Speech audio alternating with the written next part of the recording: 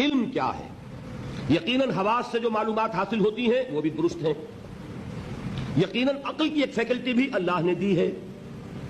انسان اپنے اس ذرائع علم سے حقیقت کے قریب پہنچ جاتا ہے، لیکن یقین کی دولت محض اس عقل کے ذریعے حاصل نہیں ہوتی. اور اس عقل میں یہ صلاحیت تو ہے کہ خدا کو پہچان لے، یہ صلاحیت ہے کہ جان لے کہ کوئی ایک ہے جو اس کا کریٹر ہے کائنات کا، یہ صلاحیت بھی ہے کہ جان لے کہ زندگی ختم نہیں ہوگی یوں ہی، حساب کتاب ہونا چاہیے، جزا سزا ملنی چاہیے، ورنہ خیر اور شر کا تصور غلط ہو جائے گا.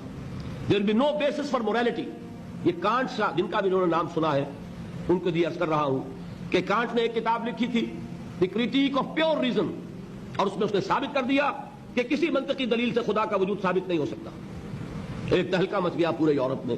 اس وقت تک ابھی یہ جو الحاد ہے یہ اتنا نہیں تھا، عیسائیت تھی.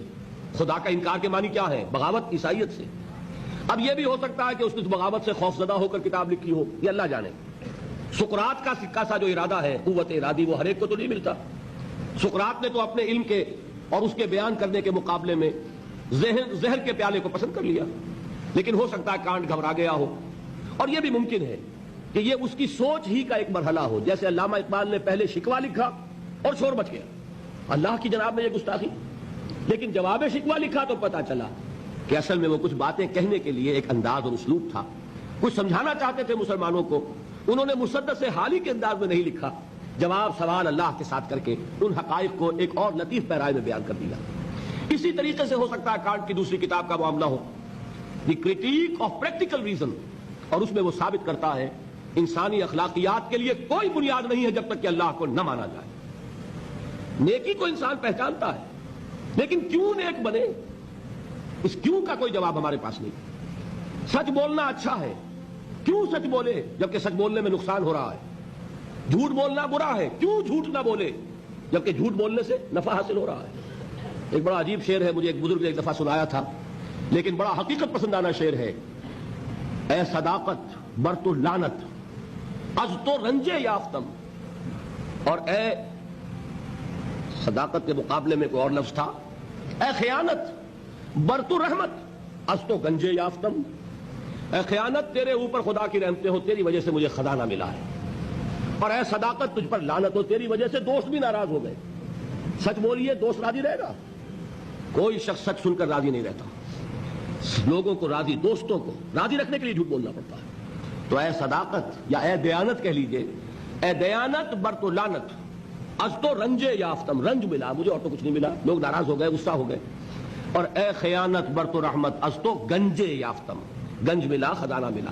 تو دنیا کی کیفیت تو یہ، پھر کیوں کوئی شخص سچ بولے، کیوں کوئی شخص جھوٹ نہ بولے، کیوں دیانت برتے، کیوں خیانت نہ کرے.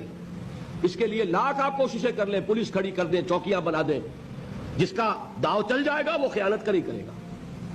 اس کو روکنے والی ایک شے ہے اللہ پر ایمان. یہ میں بات کس کی بیان کر رہا ہوں؟ کانٹ کی، کہ بغیر خدا کو مانے ہوئے اخلاق کے لیے کوئی بنیاد نہیں. تو یہ ہے وہ چیز جو میں آپ کو بتا رہا ہوں کہ علم انسان کا، اس کے حواس سے جو حاصل ہوتا ہے علم، سائنٹیفک علم وہی ہے.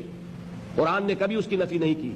قرآن تو کہتا دیکھو، کھول آنکھ فلک دیکھ فضا دیکھ، کھول آنکھ زمین دیکھ فلک دیکھ فضا دیکھ، اور مشرق سے ابھرتے ہوئے سورج کو ذرا دیکھ. افلا ينظرون الى الابل كيف خلقت والى السماء كيف رفعت والى الجبال كيف نصبت والى الارض كيف سطحت. قرآن نے دعوت دی ہے، یہ علم بھی صحیح ہے، حقیقی ہے. پھر تعقل، تفکر، افلا تعقلون افلا تتفکرون افلا یعقلون، یہ سارا قرآن نے کہا. ان دونوں کو اپروو کرتے ہوئے، تسلیم کرتے ہوئے قرآن کہتا ہے اس کی لمٹ ہے، یہ علم تمہیں حقیقت کے دروازے تک تو پہنچا دے گا، اندر داخل نہیں کرے گا. بڑے پیارے الفاظ اقبال کے، گزر جا عقل سے آگے کہ یہ نور چراغ راہ ہے منزل نہیں ہے. اور کیا کبھی؟ عقل گو آستاں سے دور نہیں، اس کی قسمت میں پر حضور نہیں ہے، قریب لیکن حضور نہیں ہوگا. انسان کو حقیقت کے حضور میں حاضری اور علم الیقین کا حصول صرف وحی کے ذریعے سے ممکن ہے.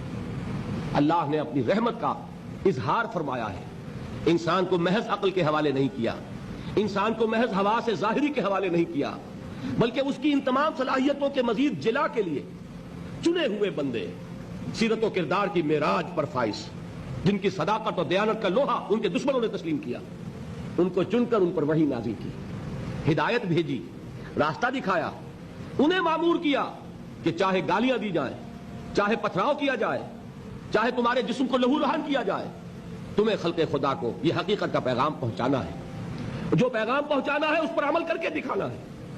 اگر ایک نظام دیا گیا ہے تو نظام کو قائم کر کے چلا کے دکھانا ہے۔ یہ جلیل القدر ہستیاں انسان تھے، نسل آدم میں سے تھے، اس میں کوئی شک نہیں، لیکن یہ جلیل القدر ہستیاں، انہیں ہم کہتے ہیں یہ انبیاء ہیں، جن کو اللہ نے چنا، جن کو پسند فرمایا۔ اللہ یصطفی من الملائکۃ رسلا ومن الناس، اللہ چن لیتا ہے فرشتوں میں سے بھی اپنے پیغام رساں اور انسانوں میں سے بھی۔ فرشتوں میں سے کسے چنا؟ جبرائیل کو۔ انسانوں میں سے کسے چنا؟ محمد کو صلی اللہ علیہ وسلم۔ وہی اللہ سے لی جبرائیل نے، پہنچائی محمد کو صلی اللہ علیہ وسلم۔ وہی محمد نے لی جبرائیل سے صلی اللہ علیہ وسلم وعلیہ الصلوۃ والسلام، اور پہنچائی انسانوں کو۔ یہ دو لنکس ہیں اس نبوت اور رسالت کی، رسول ملک فرشتہ، رسول بشر نبی یا رسول۔ ان دونوں لنکس سے وحی منتقل ہوئی کس سے؟ اللہ سے۔ اللہ کی وحی ہے، جبرائیل کی وحی نہیں ہے۔ جبرائیل ذریعہ ہے، محمد ذریعہ ہے۔ محمد کا ذہن، ان کی عقل، ان کا فکر منبع وحی نہیں ہے، وہ ریسیپینٹ ہیں، وصول کرنے والے ہیں۔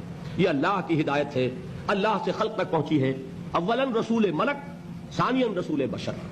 یہ ہے نبوت، یہ ہے رسالت۔ یہ نبوت اور رسالت اپنے زینت پر پہنچی، اپنے کلائمیکس کو پہنچی، اور اپنے زینت اور کلائمیکس اور نقطہ عروج کو پہنچ کر ختم ہو گئی، اور یہ نام ہے محمد الرسول اللہ صلی اللہ علیہ وسلم، خاتم الانبیاء، رحمت للعالمین، خاتم النبیین، آخر المرسلین۔ ان کو جو ہدایت دی گئی وہ ہے القرآن، الہدا، the guidance, the complete guidance, the final guidance, نوع انصارا پیام آخری حامل رحمت للعالمین۔ ان تمام چیزوں کو جمع کریں گے تو اس کا نام ہے ایمان بالرسالت۔